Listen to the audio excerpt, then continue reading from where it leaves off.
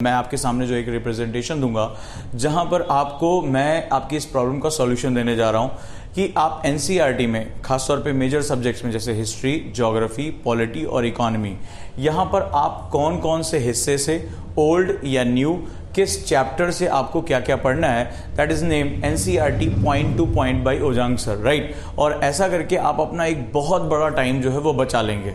बहुत अच्छा रहेगा अगर आप बुक को पहले पेज से लास्ट पेज तक पढ़ें, लेकिन अगर आपके पास टाइम नहीं है तो आपको टारगेट स्टडी करना बहुत ज़रूरी है। अपने एक्सपीरियंस से मैंने जो है वो ये चैप्टर्स जो है निकाले हैं ताकि आपका जो है वो काफ़ी बड़ा समय बच सके। तो चलिए दोस्तों हम लोग शुरू करते हैं। जहाँ पहला जो सबसे मेजर सब्जेक्ट है वो है आपका हिस्ट्री। और अगर हम हिस्ट्री की बात करें तो बहुत जो है ये बैकबोन सब्जेक्ट माना जाता है। और बैकबोन सब्जेक्ट को हम लोग समझते हैं सबसे पहले एंशिएंट हिस्ट्री से, यानी प्राचीन भारत से। अगर प्राचीन भारत की बात करें तो आपको कौन कौन से टॉपिक इसमें पढ़ने होते हैं। आपको पॉलिटिकल डेवलपमेंट, राइट, यानी कि सबसे पहले हम लोग राजनीतिक विकास की बात कर सकते हैं जो प्राचीन भारत में हुआ। इसके बाद हम लोग इकोनॉमिक सिस्टम्स की बात करते हैं, यानी कि जो आपका आर्थिक जो तंत्र है उसके बारे में। आपने देखा होगा यहाँ से लगभग काफ़ी क्वेश्चन पूछे जाते हैं, जो लोग व्यापार का सिस्टम क्या था, इस तरह की चीज़ें।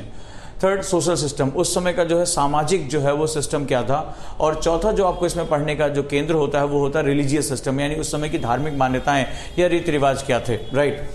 तो कहाँ से पढ़ेंगे आप इन सारी चीज़ों को, ये आपके फोकस में होना चाहिए एंशिएंट इंडिया पढ़ते समय अगर आपके पास टाइम कम है। सबसे पहले आप 6th क्लास की old NCERT, right, ancient India, और रोमिला थापर की आया करती थी, आप इसको सर्च कर सकते हैं। यहाँ पर जो है पुरानी वाली आपको मिल जाएगी, राइट। और चैप्टर 1 से चैप्टर 8 तक केवल ये जो है ये आपकी चीज़ें यहाँ पर कवर कर देंगे। दूसरा हिस्सा है 11th क्लास की जो है वो ओल्ड एनसीईआरटी, इसको आप प्रेफर करेंगे। रामशरण शर्मा की जो बुक आया करती थी, अब ये जो है वो प्राइवेट पब्लिकेशन पे भी लिखते हैं। और चैप्टर 5 से चैप्टर 24 तक, राइट, एनसीईआरटी पे chapter number 5 to chapter number 24 enough है ये आपकी इतनी बड़ी कवरेज को करने के लिए। अगले सेगमेंट में हम आते हैं एंशिएंट हिस्ट्री के बाद मिडाइवल इंडिया में। और अगर हम मिडाइवल की बात करें दोस्तों तो मिडाइवल में जो है हमें सबसे पहले पॉलिटिकल इवेंट्स, यानी उस समय की जो राजनीतिक घटनाएं हुई। सेकंड, एडमिनिस्ट्रेटिव टर्मिनोलॉजी, जैसे कि जो प्रशासनिक शब्दावलियां थी वो क्या, जैसे मनसबदार व्यवस्था क्या हुआ करती थी, या जो और भी जो है उर्दू में जो वर्ड यूज किए जाते हैं वो टर्मिनोलॉजी से क्वेश्चन काफी आते हैं। नेक्स्ट है आपका इकोनॉमिक डेवलपमेंट, जो उस समय का आर्थिक विकास का जो है सेगमेंट वो क्या था, खिराज क्या है, या उस समय जो है वो किसानों के लिए कैसा जो है किया गया सिस्टम, तो इकोनॉमिक डेवलपमेंट। सोशल चेंजेस, उस समय के जो है वो सामाजिक बदलाव, ये आपके पढ़ने के केंद्र में होना चाहिए। तथा रिलीजियस इशू, जो उस समय के धार्मिक मुद्दे आए, क्योंकि इसी समय जो है तुर्कों ने, सल्तनत काल ने, मुगलों ने भारत में प्रवेश करना शुरू किया और इसकी वजह से जो है वो एक जिसे कहते हैं कि धार्मिक खिचड़ी के रूप में यहाँ पर पकनी शुरू हुई और उसके कई जो है वो प्रभाव, कुछ अच्छे और कुछ बुरे हमें देखने को मिले। तो ये आपके जो है वो पढ़ाई के केंद्र में होना चाहिए। कहां से पढ़ेंगे आप? सबसे पहले 7th क्लास की ओल्ड एनसीईआरटी, पुरानी एनसीईआरटी, मिडाइवल इंडिया, मध्यकालीन भारत, ये भी रोमिला थापर की जो है बुक पुरानी में हमें मिल जाती है। इन्होंने चूंकि मिडाइवल और एंशिएंट पे बहुत अच्छा लिखा है तो आप इसको प्रेफर कर सकते हैं। इसमें चैप्टर नंबर 1 से चैप्टर नंबर 9, पहले चैप्टर से 9वें चैप्टर तक आपको इसका अध्ययन करना है। सेकेंड है 11th क्लास की old NCERT, again Satish Chandra, right, ये प्राइवेट पब्लिकेशन पे भी लिखते हैं और एनसीईआरटी पे भी है जो है वो पुरानी वाली अवेलेबल आपको मिल जाएगी। 11 old NCERT chapter number 2 to chapter number 20, बहुत ही ल्यूसिड बुक है, बहुत ही सरल भाषा में लिखी गई और आपकी जानकारियों को काफी अच्छा कर देगी, यानी 2 से 20 तक। तो ये रहा आपका मध्यकालीन। अब हम लोग आ जाते हैं आर्ट एंड कल्चर पे। तो इसी एंशिएंट टाइम में आर्ट एंड कल्चर जो है वो बहुत ज़बरदस्त तरीके से प्रादुर्भाव इसका होता है और हम इसको देखते हैं कि इसमें हमें कौन कौन से सेक्शंस पढ़ने होते हैं, कहाँ से क्वेश्चन आते हैं आपके प्री में। पहला आर्किटेक्चर, जो वास्तुशिल्प है वहां से क्वेश्चन आता है। पेंटिंग, जो चित्रकला है वहां से। स्कल्पचर, जो आपकी जो है मूर्तिकला है वहां से क्वेश्चन। लिटरेचर, वहां के साहित्य से, उस समय का प्राचीन और मध्यकालीन। फिलॉसफी, दर्शन, जैसे योग दर्शन, सांख्य दर्शन, चारवाक दर्शन, ये सभी दर्शनों से जो है वो क्वेश्चन लगातार आते रहते हैं। तो ये आपको उस समय की फिलॉसफी जो है वो पढ़नी है। कहां से पढ़ेंगे? सबसे पहले 7th क्लास की जो न्यू एनसीईआरटी, नई एनसीईआरटी, आवर पास्ट, हमारा अतीत, पार्ट 2 के नाम से आती है और वहां पर चैप्टर नंबर 8 और चैप्टर नंबर 9, 2 चैप्टर में आपका काम हो जाएगा। अगला है 11th क्लास की old NCERT, right, ancient India, Ramsharan Sharma, प्राचीन भारत, रामशरण शर्मा के द्वारा। उसमें आप देखिए कौन कौन से चैप्टर आपको कंप्लीट करने हैं। Chapter number 10, chapter number 16, chapter number 17, 18, 21, 23, 24, 25 and again 26 and 29, right, ये चैप्टर्स आपको कवर करने हैं। चैप्टर नंबर 29 तक। इतने चैप्टर्स में आपका जो है वो हिस्सा कंप्लीट हो जाएगा। अगेन 11th क्लास की ओल्ड एनसीईआरटी, जहां पर आप जो है वो मध्यकालीन संस्कृति कला के बारे में पढ़ेंगे। तो 11th की ओल्ड में सतीश चंद्रा में chapter number 4, chapter number 11, chapter number 16 and chapter number 17, ये आपका जो है वो सिलेबस का दायरा कवर कर देगा, आपकी रिक्वायरमेंट को पूरी कर देगा।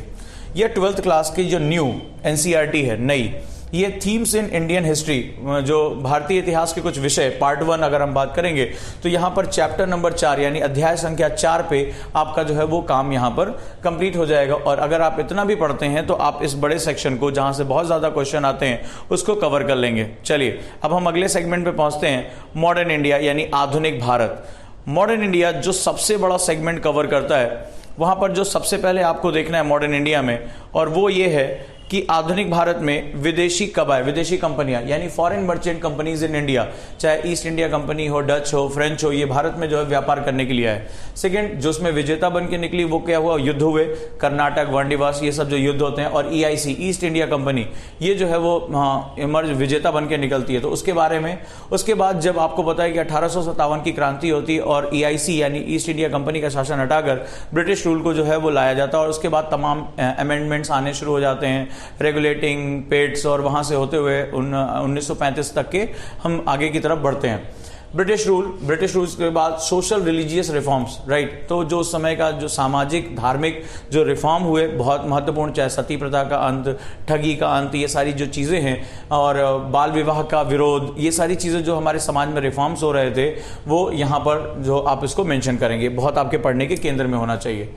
इसके बाद साथ ही साथ आप जो है मॉडर्न नेशनलाइजेशन यानी कि जो आधुनिक राष्ट्रवाद है, वो हमारे मॉडर्न इंडिया में कैसे प्रवेश करता है। तो हम क्या देखेंगे, बिफोर गांधी जो नरमपंथी थे, चाहे वो दादा भाई नरोजी, जो उनके गुरु थे गोपाल कृष्ण गोखले, इनका जो है वो सेगमेंट बिफोर गांधी आता है। विद गांधी के आने के भारत जब वो आते हैं, और उसके बाद से भारतीय राजनीति कैसे परिवर्तित होती है, नेशनलिज्म का कॉन्सेप्ट कैसे परिवर्तित होता है, राजनीतिक स्वतंत्रता के साथ साथ सामाजिक स्वतंत्रता का जो कॉन्सेप्ट वो लेकर आते हैं, उस पर आपको फोकस करना है। और इंडिया आफ्टर फ्रीडम यानी भारत जो है वो आज़ादी के बाद कैसे जो है उसने अपने आप को इवॉल्व किया। तो ये मॉडर्न नेशनलिज्म का कॉन्सेप्ट है। ये टॉपिक्स आपके आधुनिक भारत में बहुत इंपॉर्टेंट हैं। अब चलिए देखते हैं इनकी तैयारी हम कहाँ से कर सकते हैं, राइट। तो इनकी तैयारी का जो सेगमेंट है, इनकी तैयारी का जो मूलभूत आधार है, वो सबसे पहले हम देखेंगे 12th क्लास की old modern India by Bipin Chandra. Bipin Chandra पहले एनसीईआरटी पे लिखा करते थे, आप 12th क्लास की ओल्ड एनसीईआरटी ले सकते हैं, chapter number 1 to chapter number 13 यानी 1 से 13 तक। दूसरा अगर हम बात करेंगे 12th क्लास की न्यू एनसीईआरटी 12वीं, that is known as themes in Indian history, यानी कि जो आपके भारतीय इतिहास के कुछ विषय, और इसमें आप जो है वो तीसरा नंबर यानी इसको थर्ड पार्ट जो है उसको आप पढ़ेंगे, 12th क्लास में चलती है। उसमें chapter number 10, chapter number 11, chapter number 13 and chapter number 14, इसको जो है आप कंप्लीट करेंगे। Now we move to the 10th class की एनसीईआरटी पर जाएंगे, नई वाली एनसीईआरटी पर, India and the contemporary world, Bharat और समकालीन विश्व। इसमें जो है आप जो इसका सेकेंड पार्ट आता है, उसमें चैप्टर नंबर 3 पर जाकर उस समय जो आधुनिक राष्ट्रवाद की धारणाएं चल रही थी उसको बहुत अच्छी तरीके से समझ सकेंगे। तो दोस्तों ये आपका मॉडर्न इंडिया का सेगमेंट रहा। अब चलते हैं हम लोग वर्ल्ड हिस्ट्री की तरफ, चौथे पार्ट की तरफ, क्योंकि मैं चाहता हूं आप एक जो है वो कंप्लीट अपनी तो तैयारी वो कर सकें। तो वर्ल्ड हिस्ट्री को मैंने 2 हिस्सों में बांट रखा है, world history part 1 and world history part 2। World history part 1 की बात करें तो सबसे पहले रिलीजियस रिफॉर्म पूरे वर्ल्ड में, राइट, जो रेनासा आता है, जो नव जागरण काल आता है, उसके बारे में हम बात करेंगे, जिसमें फ्रेंच हो गया, जो जार के खिलाफ रहा, ये आप पहले देखेंगे। राइज ऑफ नेशन स्टेट, जो राष्ट्र राज्य की अवधारणा है वो कैसे आती है, और इसके लिए आपको पढ़ना है 9th क्लास की ओल्ड एनसीईआरटी। 9th क्लास की ओल्ड एनसीईआरटी जिसका नाम है हिस्ट्री ऑफ सिविलाइजेशन, सभ्यता का इतिहास, इस नाम से जो है सभ्यता की कहानी इस नाम से बुक आती है, उसको आप पढ़ेंगे। और चैप्टर नंबर 6, इसका जो है अध्याय संख्या 6, ये पर्याप्त है आपको इसके विषय में जानकारी देने को। इसके बाद दोस्तों हम लोग आगे बढ़ते हैं और वर्ल्ड हिस्ट्री, जहां पर हम बड़े हिस्से में प्रवेश करते हैं, वर्ल्ड हिस्ट्री में पार्ट 2 की तरफ आते हैं। वर्ल्ड हिस्ट्री में जहां पर आपको इंपॉर्टेंट रिवोल्यूशन, जो आपके महत्वपूर्ण जो है वो क्रांतियां हुई, इसके साथ साथ अब जो है वो विश्व जो है वो आर्थिक होने लगा, कैपिटलिज्म एंड सोशलिज्म यानी पूंजीवाद और समाजवाद की अवधारणा, नेशनलिज्म राष्ट्रवाद, इसके साथ साथ इंडस्ट्रियल रिवोल्यूशन यानी कि औद्योगिक क्रांति, इसके साथ साथ नाजीवाद था, हिटलर, इसका उदय, इसके साथ साथ कोल्ड वॉर यानी शीत युद्ध, और ग्लोबलाइजेशन यानी भूमंडलीकरण। ये जो है वो सेगमेंट हमारे सामने आ चुके थे। ये बहुत महत्वपूर्ण अवधारणाएं हैं, ये आपको पीटी कम मेंस दोनों में जो है वो बहुत ज्यादा हेल्प करेंगी। इसके क्वेश्चन लगातार जो है यूपीएससी पूछता है। तो अब हम यहां बात करें इनको हम कैसे तैयार कर सकते हैं, तो इसको तैयार करने का जो तरीका है वो 9th क्लास की न्यू एनसीईआरटी, नई वाली एनसीईआरटी जो है, India and contemporary world part 1, Bharat और समकालीन विश्व पार्ट 1 जिसे हम लोग कहते हैं, उसका चैप्टर नंबर 1, चैप्टर नंबर 2 और चैप्टर नंबर 3 इनफ है आपके लिए, इसको ध्यान से पढ़िए। या 11th क्लास की जो नई एनसीईआरटी है, new themes in world history, विश्व इतिहास के कुछ विषय, यहां पर चैप्टर नंबर 9 इसको आप पढ़ेंगे। साथ ही साथ 10वीं क्लास की जो नई NCERT India and contemporary world 2 यानी कि भारत और समकालीन विश्व भाग 2, 2 भागों में आती है, और उसका chapter number 1, chapter number 2, chapter number 4, chapter number 5 और चैप्टर नंबर 6, इसको जो है आप बड़े ध्यान से इसको पूरा करेंगे। और इसके माध्यम से आपका जो टाइम है, जो आपसे कहा जाता है कि हिस्ट्री में 6ठी क्लास से 12वीं तक पढ़नी है, मैंने आपका ये टाइम बहुत प्रिसाइज कर दिया, मैंने बहुत इसको छोटा कर दिया है। इसको आप बहुत कम समय में जो है वो टू द पॉइंट यानी सिलेबस के अकॉर्डिंग जो है वो पूरा करते हुए अपना समय बचा सकते हैं, टारगेट रह सकते हैं। और इसको जो है वो जब मैंने आपको तरीके बताए हैं नोट मेकिंग के, उसके माध्यम से आप बहुत अच्छा रिजल्ट प्राप्त कर सकते हैं, और यही मेरा प्रयास है। चलिए अब हम लोग जो है वो दूसरे विषय की तरफ, मेजर जो विषय है उस पर चलते हैं। भूगोल देखते हैं, भूगोल में हमें क्या पढ़ना है। ज्योग्राफी बहुत मेजर और बहुत स्कोरिंग जो है आपका टॉपिक है यूपीएससी में। चलिए ज्योग्राफी पे बात करते समय हम देखते हैं इसके कितने डिवीजन्स होते हैं। तो ज्योग्राफी में जो पहला डिवीजन होता है उसको हम लोग कहते हैं भौतिक भूगोल या physical geography, right. Physical geography आपका सबसे इंपॉर्टेंट सेगमेंट होता है, सबसे बड़ा सेगमेंट होता है, और इसका जो पहला पार्ट होता है उसको बोलते हैं जियोमॉर्फोलॉजी यानी भू आकृतिक विज्ञान, that is known as geomorphology. Geomorphology का जो पहला हिस्सा हो गया इंटरनल स्ट्रक्चर यानी पृथ्वी की आंतरिक संरचना, उसको जानने के तरीके, भूकंपीय तरंगों का अध्ययन, उसकी जो लेयर्स हैं उसके बारे में अध्ययन। दूसरा जो होता है इससे संबंधित थ्योरीज, चाहे वो वैगनर की थ्योरी हो, प्लेट टेक्टोनिक थ्योरी हो, ठीक है, समुद्र तल निस्तरण यानी सी फ्लोर स्प्रेडिंग हो, ये सारी थ्योरीज में पढ़नी है। रिलीफ्स एंड फीचर्स यानी उच्चावच और इसकी आकृतियां, चाहे पर्वत, पठार, मैदान, झीलें यानी लेक्स जो हैं आपके, माउंटेन्स जो आपके प्लेन्स हैं, इनके बारे में आपको पढ़ना है। कहाँ से पढ़ेंगे? How will we study? 6th class new NCERT, earth our habitat, पृथ्वी हमारा आवास, ठीक है, ये बुक आती है एनसीईआरटी की basic, chapter number 1, chapter number 2, chapter number 3, chapter number 5 and chapter number 6। ये जो 5 चैप्टर हैं ये आपकी इस रिक्वायरमेंट को पहले स्टेज में पूरा कर देंगे, बेसिक्स आपको जानकारी हो जाएगी। सेकंड, जब आप 7th क्लास की न्यू एनसीईआरटी पर जाएंगे, अवर एनवायरमेंट हमारा पर्यावरण के नाम से ये आता है, और यहां पर जो है चैप्टर नंबर 2 आपकी इस जरूरत को पूरा करेगा। फिर हम आते हैं 11th क्लास की new NCERT, fundamentals in physical geography, भौतिक भूगोल के मूलभूत सिद्धांत के नाम से हिंदी में आती है, और चैप्टर नंबर 2 से चैप्टर नंबर 7 तक, 2 to 7 इनफ है आपके लिए इस जानकारी को प्राप्त करने के लिए। तो मेरे ख्याल से जो है आप बहुत इजीली जियोमॉर्फोलॉजी पे इसके माध्यम से कमांड कर सकते हैं।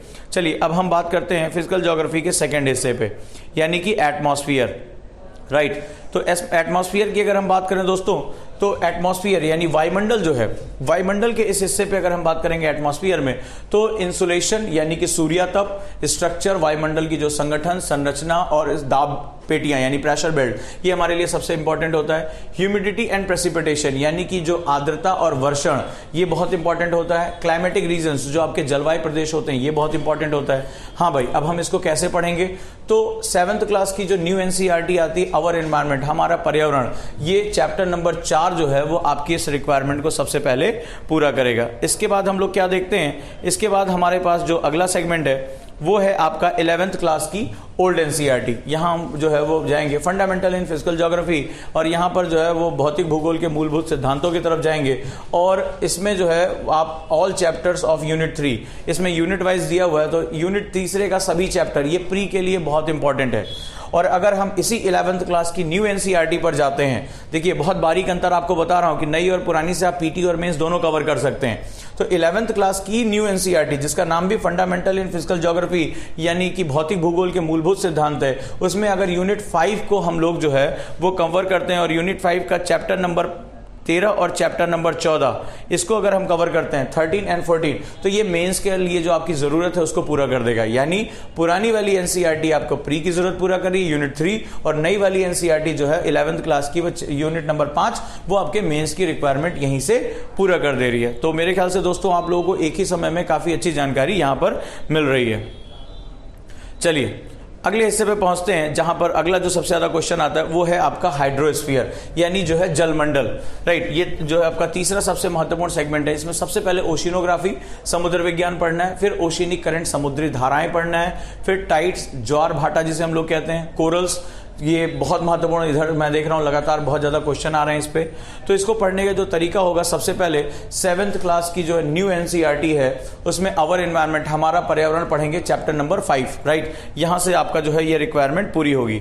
इसके बाद हम लोग देखते हैं सेकेंड हिस्से में पहुंचते हैं 11th क्लास की old NCERT. Right, old NCERT fundamental in physical geography, जो आपके भौतिक भूगोल के मूलभूत सिद्धांत यूनिट 4 पहुंचेंगे, और ऑल चैप्टर्स यूनिट 4 के अंदर जितने चैप्टर दिए हुए वो सारे पढ़ेंगे। ये आपका प्री की रिक्वायरमेंट पूरी कर देगा, प्री आपका यहां पर कंप्लीट हो जाएगा।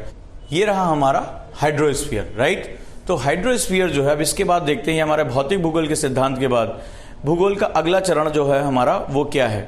राइट, अगला चरण आपका है इंडियन ज्योग्राफी, यानी कि जो जिसे हम लोग कहते हैं भारत का भूगोल। तो यहां पर भी हम सबसे पहले जो है वो जियोमॉर्फोलॉजी को देखेंगे, यानी भूआकृति विज्ञान को, और यहां देखेंगे 6th क्लास की जो नई एनसीईआरटी है अर्थ आवर हैबिटेट, पृथ्वी हमारा आवास, इसका चैप्टर नंबर 7 आपकी जो प्राथमिक रिक्वायरमेंट है वो पूरा कर देगा। यानी भारत की अवस्थिति कहाँ है, भारत की जो है वो सिचुएशन क्या है, इसमें कौन कौन से जो है वो डिविजन्स हैं, ये सारा आपका यहां से पूरा हो जाएगा। या 11 क्लास की जो नई एनसीईआरटी 11th क्लास की इंडिया जो फिजिकल, यानी भारत जो है वो भौतिक भूगोल जो है उसका चैप्टर नंबर 1, 2 और 3 तीनों चैप्टर जो है आपकी इस रिक्वायरमेंट को पूरा करेंगे। इसके बाद हम लोग बात करते हैं इंडियन ज्योग्राफी में क्लाइमेटोलॉजी, यानी जलवायु विज्ञान। तो यहां पर बात करेंगे 6th क्लास की new NCERT earth our habitat. Right, पृथ्वी हमारा जो है आवास, इसका चैप्टर नंबर 8 आपकी जरूरत को पूरा करेगा। इसके बाद 11th क्लास की जो न्यू एनसीईआरटी इंडिया फिजिकल, और इंडिया फिजिकल का चैप्टर नंबर 4, 5, 6 यानी 4, 5 और 6 जो है वो आपकी इस रिक्वायरमेंट को पूरा करेगा। और अगर हम बात करें इसके बाद इंडिया एनवायरमेंट पे, तो इंडिया एनवायरमेंट की जो बात करेंगे, ये बहुत मेजर टॉपिक होता है इंडिया एनवायरमेंट। तो भारत के पर्यावरण के अगर हम लेकर चलेंगे तो इसमें 7th क्लास की जो नई एनसीईआरटी है न्यू, ये अवर एनवायरमेंट, हमारा पर्यावरण, इसमें चैप्टर नंबर 6 और चैप्टर नंबर 7 आपकी इस रिक्वायरमेंट को पूरा करेगा। अगर हम बात करें 11th क्लास की नई एनसीईआरटी की फंडामेंटल ऑफ फिजिकल ज्योग्राफी, यानी कि जो भौतिक भूगोल के मूलभूत सिद्धांत है, इसमें चैप्टर नंबर 16 आपकी जरूरत को पूरा करेगा। और अगर हम बात करें 11th क्लास की ही नई एनसीईआरटी पे, तो जो नई एनसीईआरटी में इंडिया फिजिकल, जिसे हम लोग कहते हैं भारत भौतिक जो वातावरण है, इस पर अगर हम बात करेंगे तो इसका चैप्टर नंबर 7 चैप्टर नंबर 7 और इसके जो अपेंडिक्स हैं, अपशिष्ट जो इसका परिशिष्ट दिया रहता है, उसमें जो है वो 4था और 5वां, ये जो दोनों परिशिष्ट हैं नई वाली एनसीईआरटी में, ये जो है वो पर्यावरण के लिए बहुत महत्वपूर्ण आंकड़े प्रस्तुत कराते हैं। तो दोस्तों इसके माध्यम से जो है वो आप काफी हद तक अपना जो है वो सेगमेंट कवर कर सकते हैं। अब हम बात करेंगे, हमारे लिए इसमें मैपिंग बड़ी जरूरी होती है। तो मैपिंग के केस में आप जो है वो ऑक्सफोर्ड का मैप या ओरिएंट ब्लैक स्वैन का जो मैप है, इन दोनों में से कोई भी एक मैप ले सकते हैं, लेकिन मैपिंग को आपको लगातार देखते रहना बहुत जरूरी होता है। दूसरा, मैगजीन्स जो बहुत इंपॉर्टेंट होती हैं, क्योंकि जो ह्यूमन ज्योग्राफी और इन्वायरमेंट ज्योग्राफी का कंसर्न है वो मैगजीन से ही ज्यादा आपको मिलेगा। और उस कंडीशन में ज्योग्राफी एंड यू, यानी कि भूगोल और आप, एक मैगजीन आती है बहुत अच्छी है, और दूसरा कुरुक्षेत्र, ये गवर्नमेंट की जो पब्लिकेशन है वहां से जो है कुरुक्षेत्र, ये दोनों जो है वो क्योंकि बहुत इंपॉर्टेंट रहेगी, क्योंकि यहाँ हम देखते हैं कि जो मानव भूगोल या आर्थिक भूगोल, उसमें नए आंकड़ों की बहुत जरूरत पड़ती है, तो वो यहाँ से कवर हो जाएगी। तो इस माध्यम से जो है आप बड़े आसानी से भूगोल तैयार कर सकते हैं। दोस्तों आइए हम चलते हैं अगले सेगमेंट में, हम इसी तरह पॉइंट टू पॉइंट पॉलिटी कैसे तैयार कर सकते हैं। तो अगर हम बात करेंगे पॉलिसी एंड गवर्नेंस की, और जो पॉलिटी है हमारी उसको तैयार करने की बात करेंगे, तो मैं आपके सामने वही पॉइंट टू पॉइंट रिप्रेजेंटेशन करने जा रहा हूं। तो अगर हम पॉइंट टू पॉइंट रिप्रेजेंटेशन में बात करेंगे यहां पर, तो सबसे पहले आपको डेमोक्रेसी के सिद्धांत जानने पड़ते हैं। राइट, डेमोक्रेसी यानी कि जो आपका लोकतंत्र है, और डेमोक्रेसी के सिद्धांत में सबसे पहले 9th क्लास की जो नई एनसीईआरटी है वो बहुत इंपॉर्टेंट आपके लिए रहेगी, जिसका नाम है डेमोक्रेटिक पॉलिटिक्स पार्ट 1, यानी कि लोकतांत्रिक राजनीति एक जो है एक भाग 1 इस नाम से आती है। इसमें चैप्टर नंबर 1 और चैप्टर नंबर 2 ये आपके लिए बहुत इंपॉर्टेंट जो है वो मदद करेंगे, आप यहां से पढ़कर उसका बेसिक्स जान सकते हैं। इसके बाद है डेमोक्रेटिक पॉलिटिक्स पार्ट 2 यानी कि जो लोकतांत्रिक राजनीति सेकेंड पार्ट, इसका चैप्टर नंबर 3, 7 और 8, चैप्टर नंबर 3, 7 एंड 8 ये आपके लिए बहुत इंपॉर्टेंट रहेंगे और इसके माध्यम से आप इसको पूरा कर ले जाएंगे। अगला सेगमेंट है कॉन्स्टिट्यूशन यानी हमारा संविधान। तो इसके लिए 9th क्लास की जो नई एनसीईआरटी है डेमोक्रेटिक पॉलिटिक्स पार्ट 1 यानी लोकतांत्रिक राजनीति प्रथम पार्ट, इसमें जो चैप्टर नंबर 3 है आपकी जरूरत को पूरा करेगा। और 11th क्लास की new NCERT constitution of India, Bharat का संविधान, राइट। और ये जो आपकी 11th क्लास की नई वाली आती है इसमें जो है chapter number 1 to 9 and 10, right, यानी कि चैप्टर नंबर 1, 2, 9 और 10, 1 to 9 एंड 10 ये आपकी इस रिक्वायरमेंट को पूरा करते हैं, राइट। चलिए आगे हम लोग पहुंचते हैं और अगले सेगमेंट पे हम देखते हैं सेंटर स्टेट रिलेशनशिप। तो सेंटर स्टेट रिलेशनशिप में अगर हम बात करेंगे तो 10वीं क्लास यानी केंद्र राज्य संबंधों में किस तरह जो है वो राजनीति आगे बढ़ती है, तो 10th क्लास की जो न्यू एनसीईआरटी आपको लेना है उसमें डेमोक्रेटिक पॉलिटिक्स पार्ट 2 यानी लोकतांत्रिक राजनीति पार्ट 2, इसका चैप्टर नंबर 2 आपकी ये जरूरत को पूरा करेगा। या 11th क्लास की नई एनसीईआरटी कॉन्स्टिट्यूशन ऑफ इंडिया यानी कि जो भारत का संविधान, सिद्धांत और व्यवहार यानी कि जो आपका जो सेगमेंट है उसका चैप्टर नंबर 7 जो है ये आपकी रिक्वायरमेंट को पूरा करता है।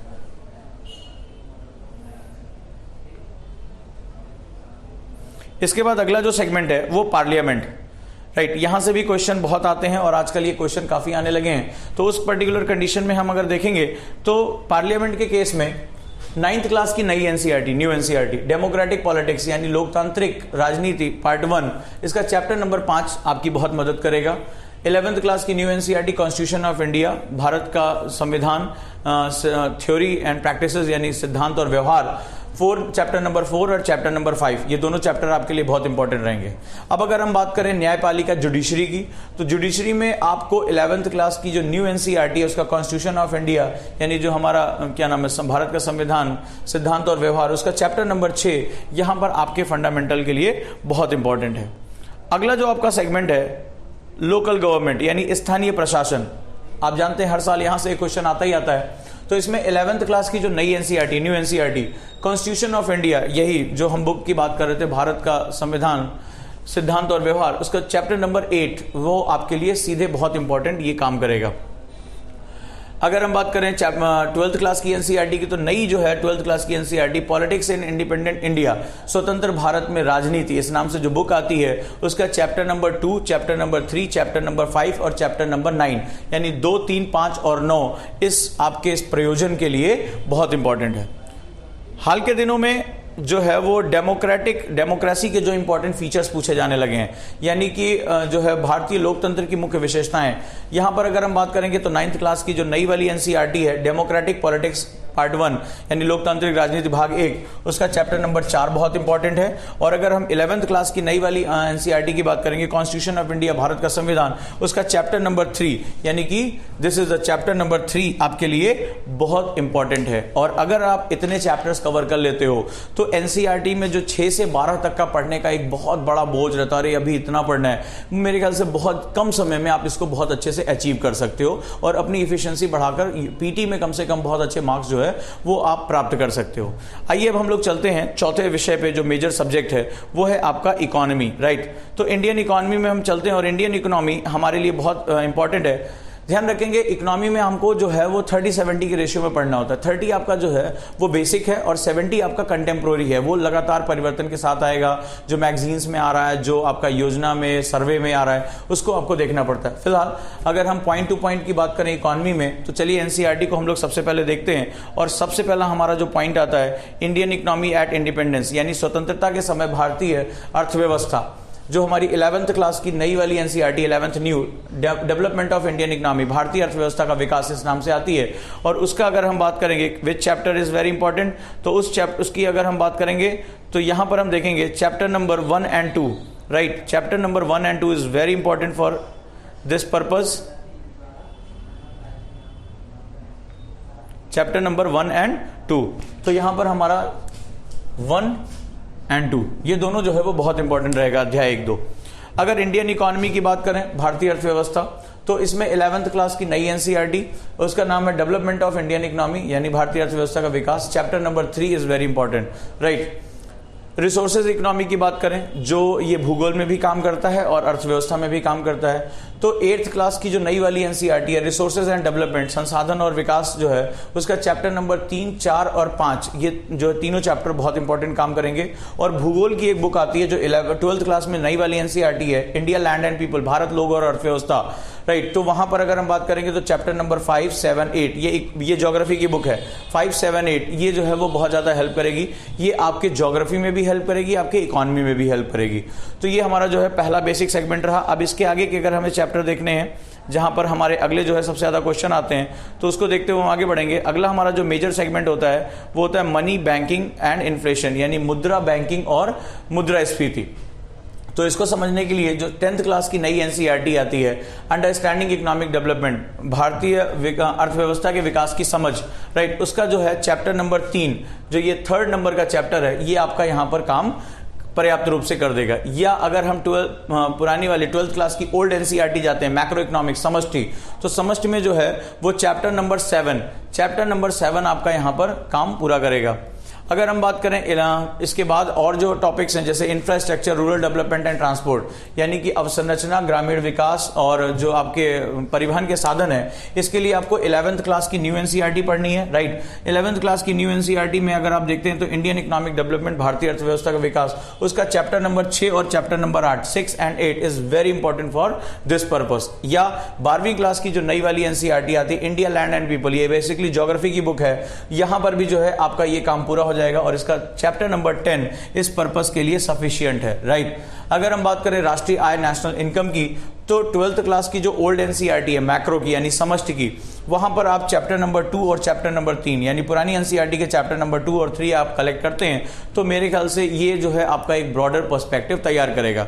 बाकी आपको न्यूज़पेपर और जो है सर्वे के माध्यम से इसको और ज्यादा अपडेट करते रहना पड़ेगा। तो दोस्तों ये जो है हमारे 4 बेसिक जो है वो मेजर सब्जेक्ट्स रहे, आपका काफी समय इसमें बच जाएगा और टू द पॉइंट रह के जो अचीवमेंट प्राप्त कर पाएंगे। रही बात साइंस की, तो साइंस के लिए जो है आप 7, 8 और 9 तीन की जो बुक्स हैं उसको एक बार थॉरो स्टडी कर जाइए, ठीक है, एक बार पूरा जो है रीड कर जाइए। इसलिए मैं कह रहा हूं क्योंकि अभी जो क्वेश्चन मैं देख रहा हूं 2 सालों से, वो बेसिकली सारे के सारे करंट अफेयर्स से आ रहे हैं, साइंस रिपोर्टर, विज्ञान प्रगति, या जो इस तरह की मैगजीन या जो हिंदू में जो साइंस का पार्ट है वहां से क्वेश्चन आ रहे हैं। तो बहुत वो पुराने जमाने के ऑर्थोडॉक्स क्वेश्चन अब नहीं आ रहे हैं, राइट। तो उसको केवल आप एक अपनी अंडरस्टैंडिंग के लिए उसको आप पूरा कर